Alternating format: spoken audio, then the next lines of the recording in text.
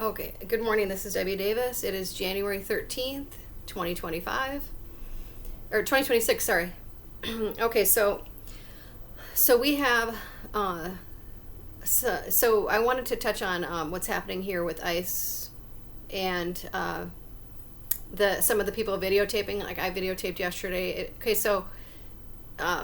Apparently they're, so what I just heard Tom Holman saying on one video this morning was that, well, why do you have a problem with what we're doing if we're going after human traffickers and rapists and stuff like that? Isn't that what he said?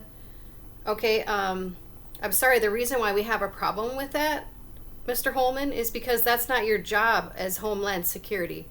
Your job is to enforce immigration. The job of going after rapists or drug traffickers is the police's job. That's not your job. Okay, so let's just talk about that first. What is the job of Homeland Security? Okay, and if you look it up, it says to enforce immigration.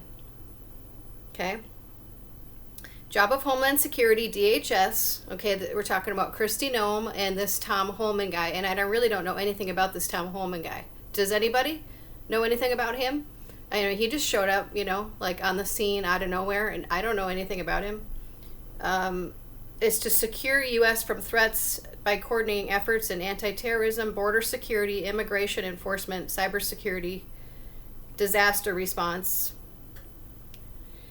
Okay, it involves customs type stuff. Anti-terrorism, border security, immigration, enforcement, cybersecurity, disaster response. Okay, man-made disasters, critical infrastructure. Okay, it does not say anything about airport security, customs. Okay, so why aren't you at the airport when we know that the Somalis are bringing suitcases of money out of here right now? So why aren't the border patrol there? The highest level of security and problems that we have here in Minnesota is the fraud. It's in the billions. We are not worried. Once we get that taken care of, maybe you can focus on the other stuff. But guess what? That's not even your job to focus on the other things. Okay, they're going after. They said they're going after rapists and stuff like that. But that is not your job, Tom Holman. Okay, that's not your job. Okay, that's the problem we're having. We don't know what you're doing, okay? And there's a video that is of them going after this on Paul Lenz's channel that has them pulling over these Indian people, Native American people that. And they pulled out her cousin, and he's just like this young kid, okay, and they're citizens. Okay, so what is that about? Okay, what is that about? Okay, and then we're gonna get into more regarding that because I did a whole thing involving the Native Americans with my friend Paul Register. Okay. Where, okay, I'm just going to play this clip. This was happening, okay, in South Dakota where Kristi Noem was the governor. Okay, my friend Paul Register was he's a licensed social worker, and he was my friend there, and I've talked about this, he's disappeared.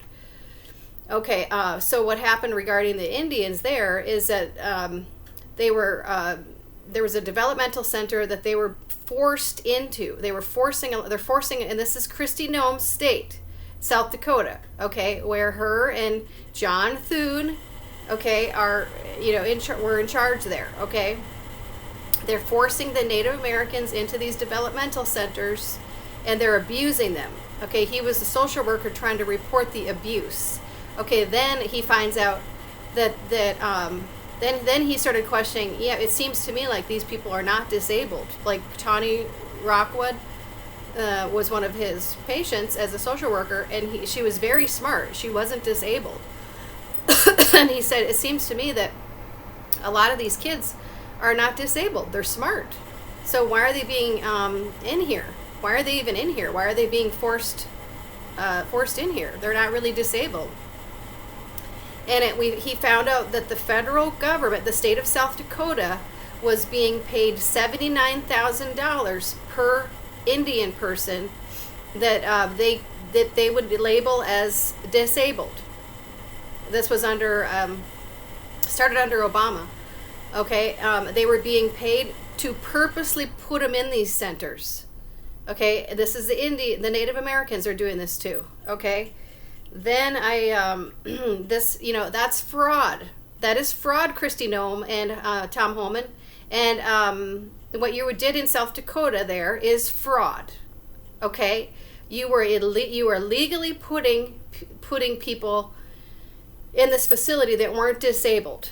Okay, that was happening at the Redfield Developmental Center in South Dakota. This is my friend Paul Register exposing it. Somebody's going to get killed. And so it's Paul Register divulges the South Dakota Developmental Center. Killed out here.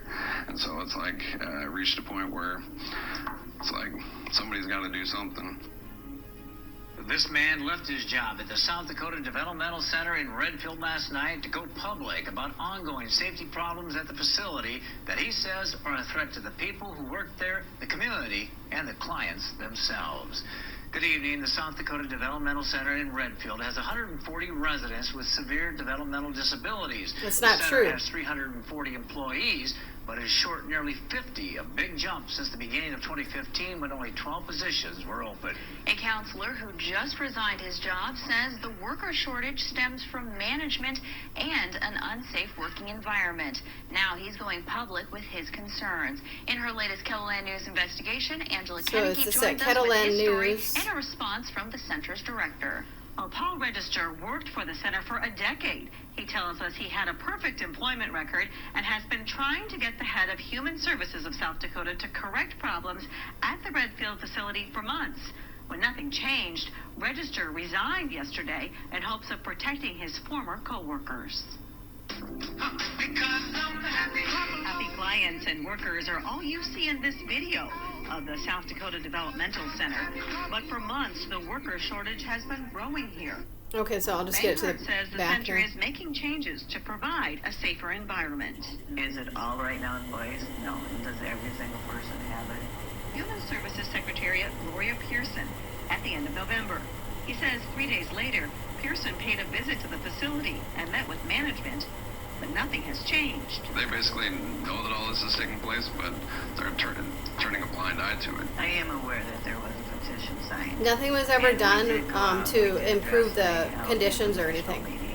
Okay. Bankart says she is in the process of revising policies and procedures at the center. No, I don't think that anything ever got changed. Taking a stand by quitting. We've come close at SDDC to having somebody killed. Came very close, and it's like the one thing that I know that I just can't sit back. I can't be expected. And he starts crying here because he's just so upset.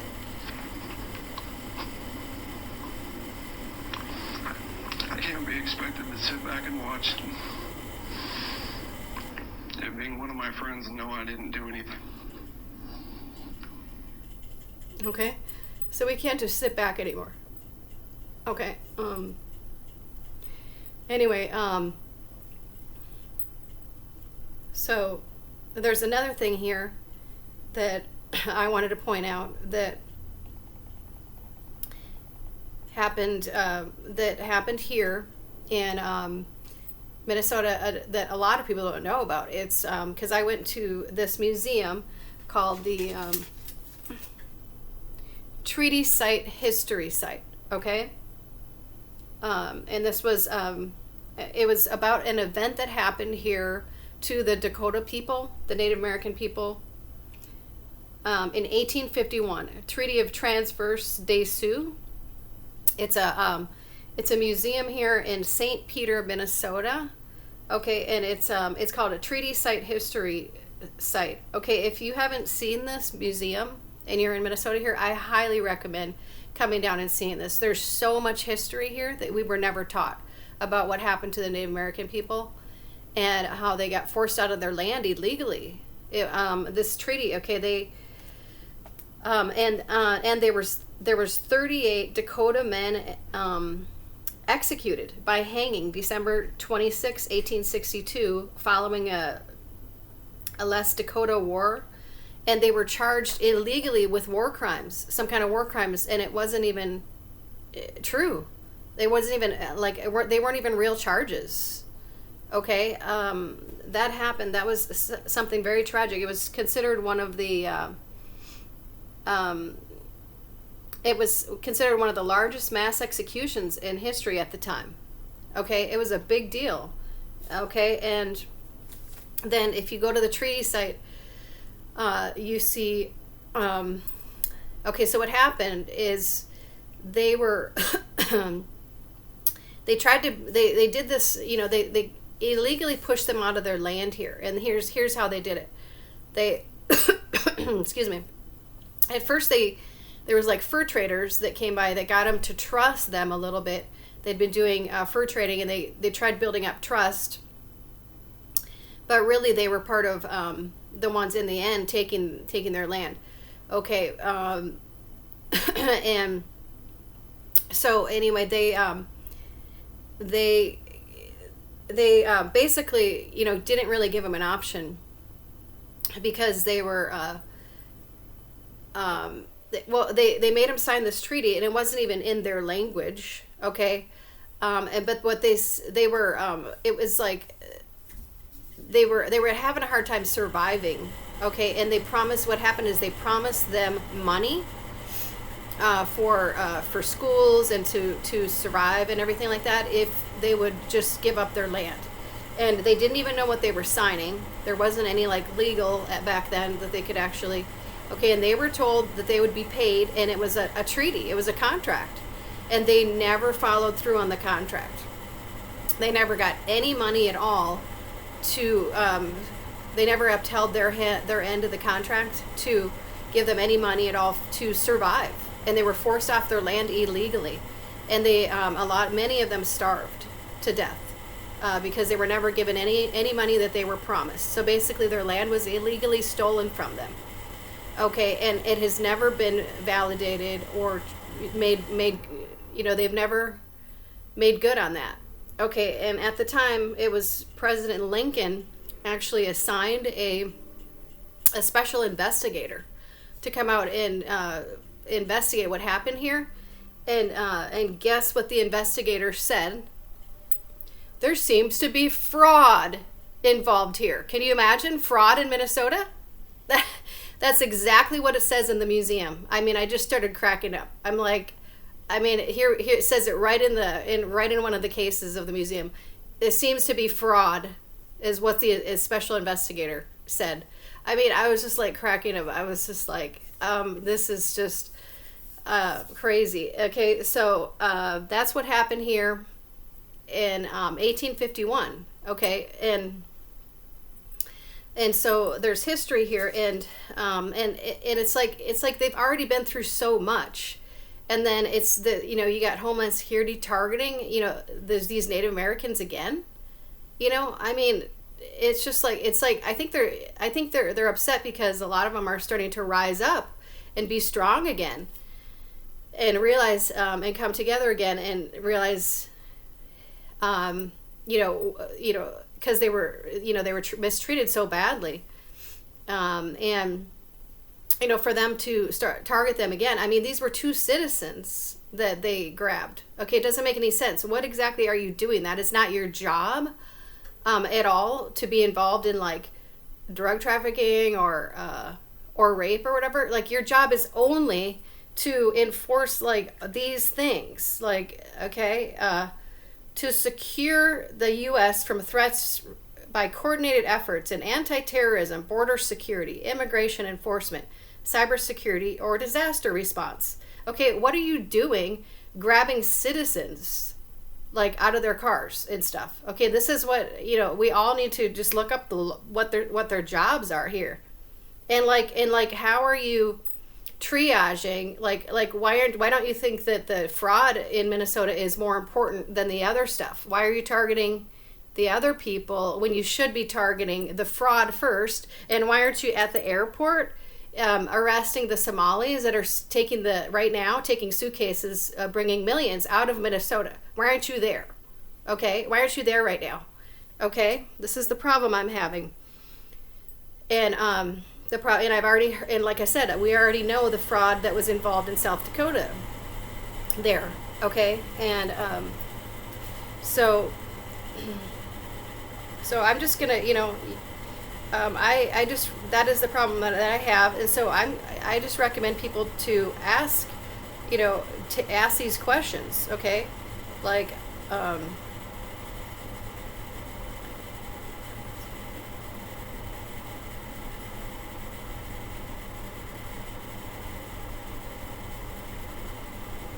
Okay, like, this is a number for Homeland Security. Okay, this is a number for Homeland Security. Good morning, Minnesota Department of Public Safety Emergency Management. Sandy, how can I help you? Sandy, is this a part of Homeland Security then? No, we're Department of Public Safety. Oh, okay. I guess. We're a state office, not federal. It says Homeland Security and emergency offices. It's emergency management. We work with the cities and the counties throughout the state to help them prepare for disasters. Okay. All right, thank you. You're welcome, bye. Mm-hmm. Okay, so now I'm calling the Homeland Security office. You have reached U.S. Customs and Border Protection at the Port of Minneapolis. If this is an emergency, please hang up and dial 911. To report suspicious activity... So this number I'm calling is 952-857-3100. Okay? And, I think... Oh, I just got hung up on. Did you hear that? So what I was going to try to do, I was going to try to hold them accountable and find out, how exactly are you triaging, who exactly you're going after. I mean, why isn't the fraud first? And why do you feel like it's your responsibility to go after these other people when this fraud is exactly up what you should be focusing on? Okay, at the airport. Yeah, at the airport where the Somalis are taking millions out right now. Yeah, that's your job. Airport security, customs. Mm-hmm. Why aren't you there? Going through the hiring process or have questions about the hiring process, please call 1-855-500-3722. Again, that number is 1-855. You can't even call them. And so like if your family member gets picked up by them, it's like, who are you supposed to call? Like nobody's telling people where they're taking these people. For other Department of Homeland Security services, please press 1#. For questions related to deferred inspection or CBP Form I-94 corrections, please press 2#. Can't even get a hold of anybody. For questions related to vehicle registration. Can I just get a hold of an operator or something? Like 0? Oh, you get hung up on. Oh, aren't they professional? Boy, I got hung up on twice. Does that sound like somebody you can trust? Let's see if we can get a hold of anybody. Would you trust this agency that you can't get a hold of? Would you trust them? You have That's reached the problem I'm US having. Customs and Border Protection at the Port of Minneapolis. If this is an emergency, please hang up and dial 911. To report suspicious activity, such as persons who may be violating U.S. Customs, immigration, or agricultural laws, please call 1-866-DHS. For your convenience, we are providing information on the following. For U.S. passport information on how to obtain or renew, go to travel.state. Okay, you can't even get a hold of anybody. Okay. I don't, you should be able to call them and just say, hey, the only question I was going to ask was just simply, Like, how when you go to the doctor, they triage you, what's the importance of, if it's more serious condition, then they're supposed to go in first. Well, here we go. Here's your triage for you. Your job as Border Patrol and Customs should be anything regarding these things, of immigration. Okay, you should not be targeting citizens or Native American people who have already been abused enough. Okay, and the people that got deported here that were working at a Taco Bell or something, they were totally doing their thing to be able to stay here. They were going through the processes that they were supposed to do to stay here. Like going through the appropriate steps. And so that didn't make any sense either. Okay, so what are you doing targeting those type of people? Because they just had to hire a bunch more people because some of them got deported at some Taco Bell or something, some Taco Bells and stuff here. Okay, that doesn't make any sense, does it? No, So what exactly are you doing? Your job should be just to deport the immigration, to enforce the immigration, and to deport the Somalis who are involved in the fraud. Okay, if that's not your priority, and that is a multi-billion-dollar problem that we have here, then really, I don't know what you're doing. This is Kristi Noem and Tom Homan. And who is this Tom Homan guy? Anyways, it's just like, you just can't trust anything on the news. Okay, and, the, who is Tom Homan? Who is Holman of, what is it, Border Patrol? The Border Patrol czar? Like, what is his history, Like, okay. These are just valid questions that, like, anybody should ask. Tom Homan, American law enforcement officer. Never, apparently he was called Border Czar. I don't know why he's called Border Czar. What is his history? What is the background history of Tom Homan? Does anybody know who this guy is? Like, how did he... Tom Homan. What is the history of Tom Homan? Homan. Okay. He's a law enforcement officer, but how did he get this job? You know what I mean? Like, these people just come out of nowhere and have these powerful positions, and we don't know who they are. Okay. Okay, so he supposedly has a long career in U.S. immigration enforcement, starting as a police officer and rising through the ranks, Border Patrol and ICE. Okay. But, if how do we know he's not a Mason? Because we know the Masons are in a secret society. And that's in a lot of the police and Border Patrol and different things are Masons involved in this secret society. And they have a secret agenda. And those are the ones that can't be trusted. Okay? So that's the problem that I'm having. Okay, that's the problem I'm having.